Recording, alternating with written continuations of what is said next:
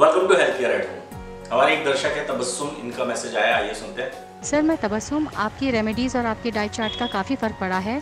मेरे चेहरे पर भी ग्लो आ गया है और वज़न भी 2 किलो तक का कम हो गया है। लेकिन चूंकि अब रमज़ान शुरू हो गए हैं तो आप मुझे थोड़ा सा गाइड कर दीजिए कि मैं आपकी डाइट चार्ट्स को, आपकी रेमेडीज़ को कैसे फॉलो करूँ।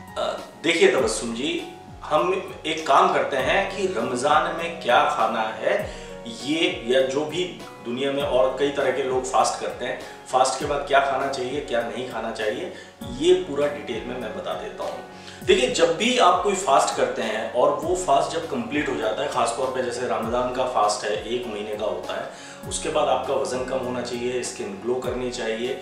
लेकिन कई बार ऐसा भी देखा गया है कि लोगों का वज़न बढ़ जाता है, कारण है गलत खान पान।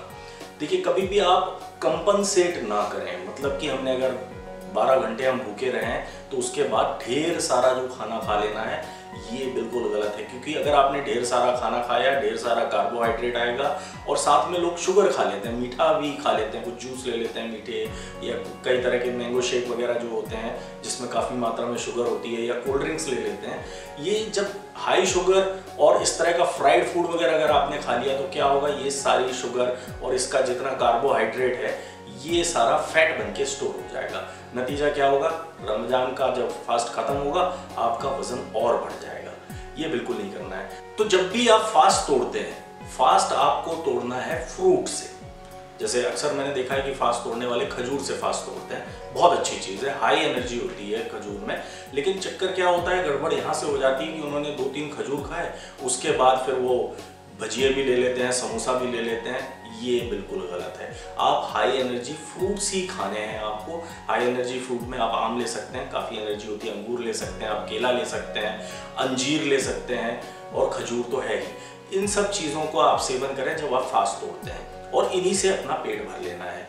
इसके बाद एक चीज़ का और ध्यान रखना है, कुछ लोगों को मैंने देखा है कि वो लगातार खाते रहते हैं। अगर आप लगातार खाते रहेंगे, रात भर खाते रहेंगे, तो आपका वजन बढ़ जाएगा फास्टिंग के बाद भी।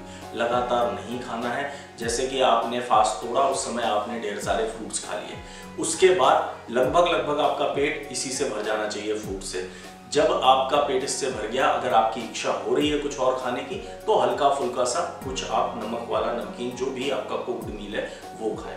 इसके बाद 2-3 घंटे तक कुछ नहीं खाना है आपको।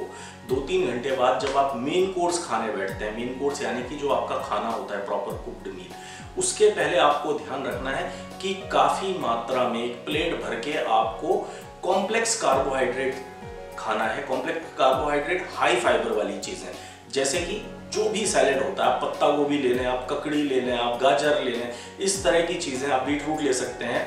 ये चीज़ें अगर आप खाते हैं, ज़्यादा मात्रा में खाते हैं, तो क्या होता है कि आपका पेट एकदम भरा भरा लगेगा आपको, और कैलोरीज इसमें बहुत कम है, तो ये डाइजेस्ट बड़ी आसानी से होता है। तो जब भी आप मेन कोर्स खा रहे हैं, उसके पहले अगर आपने ये ढेर सारा complex carbohydrate high fibre diet ले लिया, आपने ढेर सारा सैलेड खा लिया, तो उसके बाद जो आप मेन कोर्स में खाएंगे, जो भी चीज़ें खाएंगे, वो नुकसान नहीं करेगी, वो आपका वजन नहीं बढ़ाएगी, क्योंकि आपका पेट ऑलरेडी भर चुका होगा। तो उसकी जो आप मेन कोर्स खा रहे हैं उसकी क्वांटिटी अपने आप कम हो जाएगी। एक चीज़ का और ध्यान रखें, जब भी आप फास्ट तोड़ते हैं और जब भी आप खाना खाते हैं, मैदे का प्रयोग नहीं करना है। मैदा और मैदे से बनी हुई चीज़ों का प्रयोग ना करें, आटे का प्रयोग करें आप। और ये ध्यान रखें कि पूरे रमजान में जो आप आटा पिसवाते हैं वो थोड़ा मोटा पिसवाएं, ताकि उसमें फाइबर रहे। तो जो भी आप खा रहे हैं, मोटा अनाज खाएं। आप बाजरा खाते हैं बाजरा खाएं, ज्वार खाते हैं ज्वार खाएं, गेहूँ खाते हैं तो थोड़ा मोटा पिसवा के गेहूँ खा सकते हैं। जो भी पैक्ड फूड आता है वो नहीं खाना है। जो भी पैकेट में मिल रहा है आपको, वो सारी जो चीज़ें होती हैं उसमें सिवाय कार्बोहाइड्रेट्स के और कुछ नहीं मिलता, और वो भी ऐसा कार्बोहाइड्रेट होता है जो धीरे धीरे करके फैट बन के हमारी बॉडी में स्टोर होता जाता है। तो पैक्ड फूड नहीं खाना है और मैदा नहीं खाना है। उसकी जगह क्या खाना है आपको, जैसे मैंने बताया कि सैलेड खाया आपने, और उसके बाद जो आपकी मर्जी है वो खा लीजिए, लेकिन इन चीज़ों को अवॉइड करते हुए, शुगर को अवॉइड करते हुए। अगर इस दौरान आपने फास्टिंग के दौरान ज़्यादा शुगर खाई तो वो फैट बन के ही स्टोर होती है शरीर में, और नतीजा क्या होता है कि आपका वजन उल्टा बढ़ जाता है। तो शुगर को अवॉइड कीजिए, मिनिमम कर दीजिए, जितनी ज़रूरत हो उससे ज़्यादा शुगर नहीं लेनी है। अगर बहुत आपको मीठा खाने का शौक है, आदत है, तो आप हनी का प्रयोग कर सकते हैं, आप गन्ने के रस का प्रयोग कर सकते हैं, वो आप ले लें अगर मीठा ज़्यादा खाने का शौक है।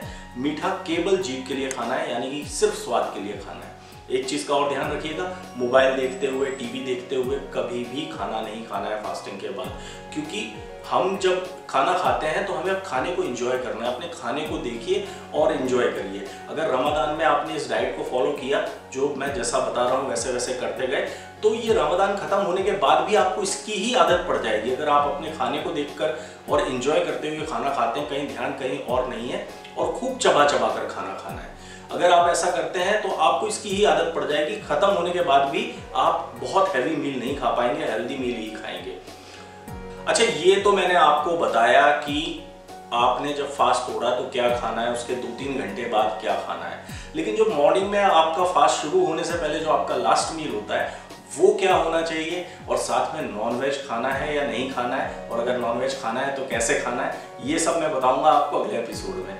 बाकी हमारी कामना तो यही है कि आप स्वस्थ रहें, व्यस्त रहें, मस्त रहें, हमसे मिलते रहें। हमसे मिलने के लिए क्या करना है, इस चैनल को सब्सक्राइब करना है, अपने दोस्तों अपने रिश्तेदारों को बोलें इस चैनल को सब्सक्राइब करें, घर बैठे स्वास्थ्य लाभ पाएं और हमारे मकसद में हमारा साथ दें। हमारा मकसद है ज़्यादा से ज़्यादा लोग घर बैठे ही स्वास्थ्य लाभ पाएं। धन्यवाद।